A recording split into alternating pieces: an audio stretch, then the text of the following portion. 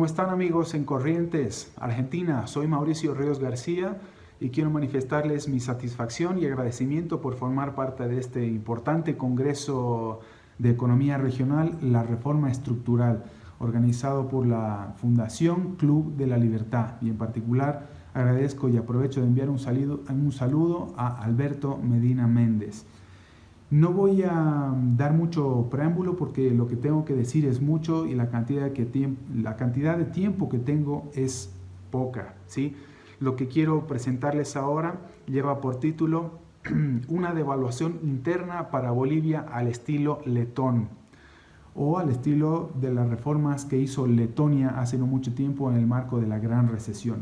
¿Por qué he titulado mi presentación de esta manera? Porque mi experiencia como economista viene sobre todo de mis análisis y estudios sobre la Gran Recesión, resumidos en este libro que titula La década perdida de Occidente, un manifiesto contra la Gran Recesión, sobre el cual tengo la satisfacción de decir, entre otras cosas, que ha sido prologado por el profesor Jesús Huerta de Soto. Fue presentado en la Feria Internacional del Libro el año 2015, gracias a Unión Editorial, a quienes también aprovecho de enviar un saludo.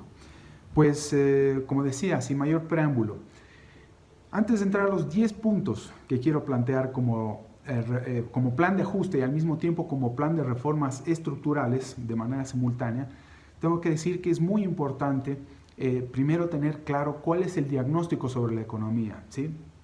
Yo recuerdo alguna vez haber leído un libro, una nueva edición no necesariamente de la gran obra de John Maynard Keynes, pero sí del famoso libro que ha escrito, que es muy criticado en Argentina, muy correctamente criticado en Argentina en todo caso. En el prólogo Paul Krugman decía que no era importante preguntarse a qué se había debido o a qué se debe la crisis, sino que lo más importante era sacar a la gente de la crisis dándoles empleo, o como se dice hoy en día de manera muy coloquial, ponerle dinero a la gente, cuando en realidad el problema es un exceso de consumo al mismo tiempo que de falta de ahorro. Si ustedes quieren, el gran problema que hemos vivido durante los últimos 10 o incluso 15 años en toda la región ha sido un exceso de gastos y no una falta de ingresos. Esta diferencia es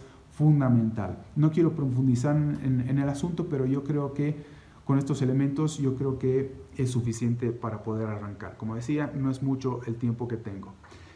Como decía, al mismo tiempo, esto que planteo yo ahora mismo, este plan de solamente 10 puntos, he tratado de hacerlo lo más conciso posible, está inspirado en la exitosa experiencia que han tenido los países bálticos y en particular Letonia. Por cierto, esta presentación ustedes la pueden encontrar con el mismo título en mi página web, en riosmauricio.com. Si ustedes buscan simplemente una devaluación interna para Bolivia al estilo letón y van a encontrar todo aquello de lo que hablo e incluso un poco más si empiezan a indagar un poco, ¿sí? ¿Cuál es el primer punto? No devaluar la moneda nacional. Esto es parte de todavía un plan de ajuste, todavía no de reforma. Ustedes van a ir viendo por qué es tan importante, ¿sí?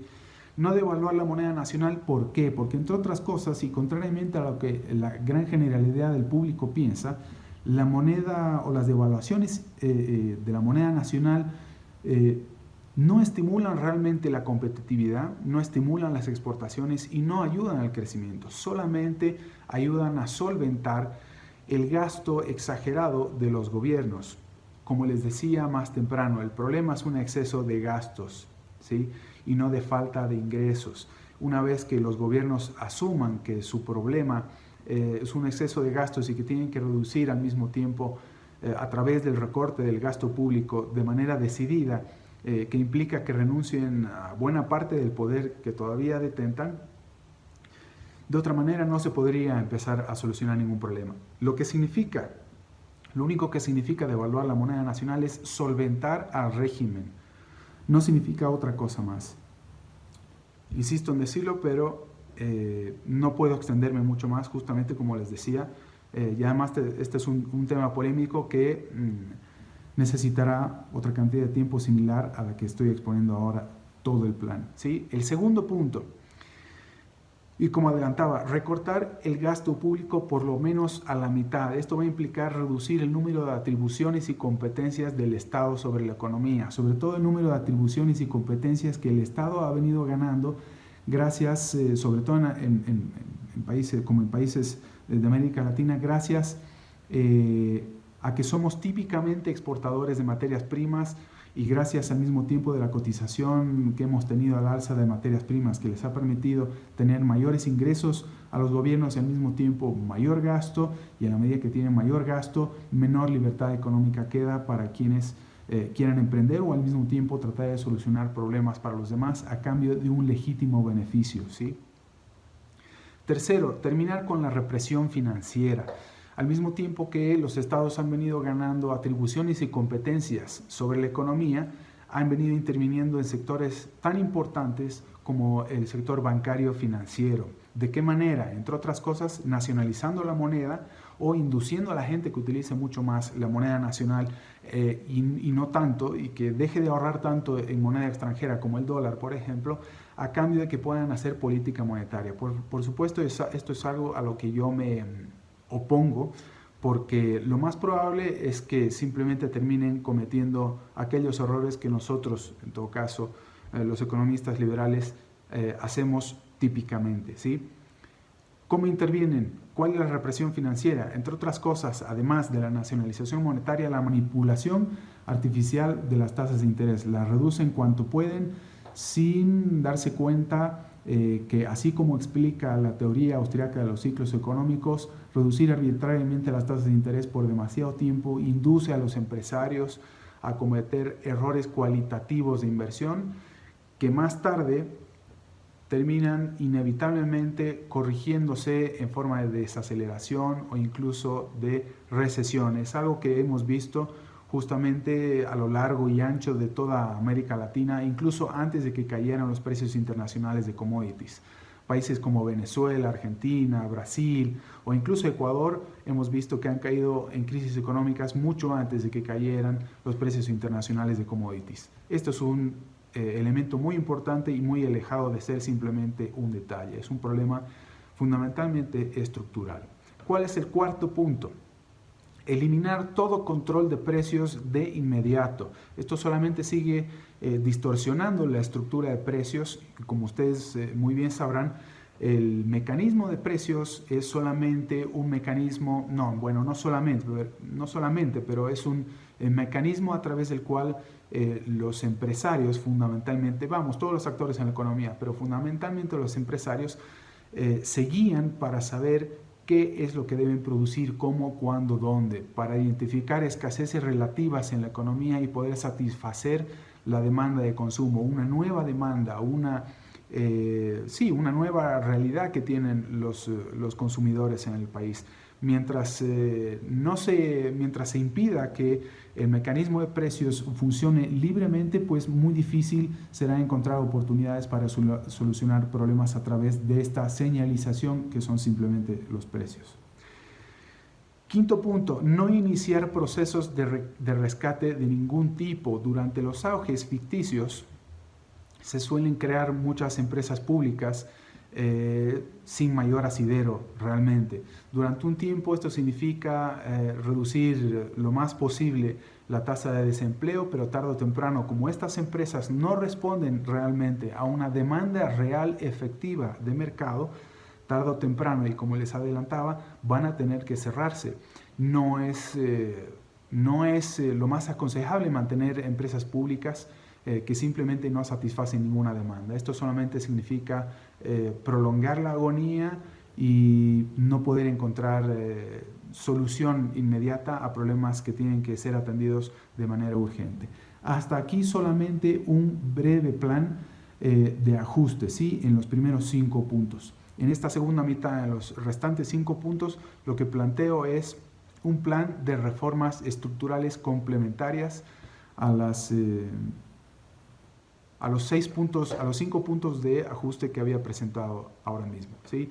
El sexto punto, recortar y hacer más fáciles y sencillos unos impuestos y eliminar otros. Mientras no se reduzcan impuestos, no va a haber incentivo alguno para la inversión. Ha habido tanto gasto durante los auges que hemos tenido muchos de los países, durante el auge de commodities al mismo tiempo, que no va a haber otra manera de conseguir recursos si no es reduciendo impuestos. Tenemos que atraer capital, tenemos que atraer el ahorro que no hay en nuestros países, en nuestras economías. La única forma es atrayendo y a largo plazo con los incentivos adecuados al capital fresco y de largo plazo con transferencia de tecnología y conocimiento para nuestra gente. No hay otra forma de asumirlo. Se necesitan ingentes cantidades de ahorro para asumir cualquier eventualidad en la economía. En la medida que haya menores impuestos y sean más fáciles de pagar, no es que no va a haber oportunidades para la gente. Las oportunidades para la gente las va a traer el nuevo capital que hay en el exterior en forma de ahorro, ¿sí? El séptimo punto, establecer la mayor flexibilidad laboral posible, ¿sí? Esto no significa despedir a todo el mundo porque sí. En realidad lo que significa es otorgarle a la gente la mayor libertad posible para poder agilizar su reacomodo en el mercado, para que pueda ofrecer sus habilidades y destrezas innatas en el mercado, para que pueda reubicarse en el mercado ofreciendo su laboralidad, si ustedes quieren, de la manera más ágil posible, sin prolongar agonías. Esto no es contra el trabajador, sino todo lo contrario, es en favor del trabajador, ¿sí? De otra manera, impedir los despidos de, por ejemplo, empresas públicas que no responden a una demanda real efectiva del mercado es solamente prolongar la agonía. Tarde o temprano no va a haber dinero para pagar a los empleados y no por eso simplemente se les va a arrancar el dinero a quienes no son los culpables, que son justamente los ricos. Los ricos son quienes justamente tienen el ahorro y el capital para nuevos emprendimientos, ¿sí? Insisto, la mayor flexibilización laboral posible es en favor de los trabajadores y no en contra. El octavo punto, reducir el número de atribuciones y competencias del Estado sobre la economía para que los empresarios privados nacionales y del exterior, fundamentalmente los innovadores, actuando en condiciones de mercado o libre competencia y que sin concesiones ni privilegios serán debidamente reconocidos como los protagonistas y verdadero motor del crecimiento económico sostenido, encuentren la posibilidad de hacerse cargo de manera rentable de toda posibilidad de innovar y de todo aquello en lo que el Estado ha pretendido hacer empresario con el nombre de justicia social, ¿sí? Esto es muy importante.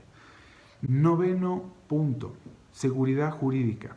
Se va a necesitar enormes cantidades de ahorro privado en forma de dólares que solamente se encuentran en el exterior, como adelantaba. Y para compensar los desmedidos niveles de gasto, consumo y endeudamiento del auge insostenible precedente. Pero además para asumir la reforma estructural y profunda también del Poder Judicial en busca de seguridad jurídica y el restablecimiento. No. Minuto 13:42. Retomando. Noveno punto, seguridad jurídica. Como adelantaba, se va a necesitar enormes cantidades de ahorro privado en forma de dólares y que solamente se encuentran en el exterior para compensar los medidos niveles de gasto, consumo y endeudamiento del auge insostenible.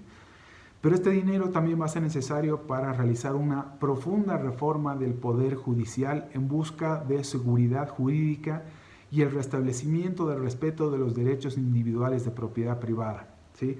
Como ustedes irán advirtiendo, esto se va complementando con varios de los anteriores puntos. Como décimo punto, apertura comercial absoluta, la mayor posible, ¿sí? Establecer cuanto tratado libre de comercio sea posible, empezando por el Mercosur, así como por la Alianza del Pacífico. Y un punto extra, el número 11, sería: la toma de deuda pública será solamente para financiar la transición de un modelo al otro, ¿sí? No puede ser para ninguna otra cosa, no puede ser para seguir postergando las reformas necesarias en este sentido. Como les decía y como ustedes podrán advertir si es que acceden nuevamente a riosmauricio.com para revisar esta propuesta con suficiente calma, verán que cada punto se complementa de manera lógica y de manera sistemática a lo largo y ancho de toda la economía. No es que se han copiado alguna reforma simplemente para satisfacer a determinados sectores, etcétera, simplemente para que la economía vuelva a funcionar como debe, ¿sí? Se me ha terminado el tiempo. Espero haber sido lo más claro y conciso posible. Los invito a visitar nuevamente mi página web para revisar esta propuesta de 10 puntos aproximadamente. Los invito nuevamente a revisar este libro, La década perdida de Occidente, y que podamos entablar conversaciones allá donde sea posible y necesario, en redes sociales, en nuevos congresos, etcétera. Agradezco nuevamente por la invitación y pues nuevamente les envío un saludo desde Santa Cruz, Bolivia.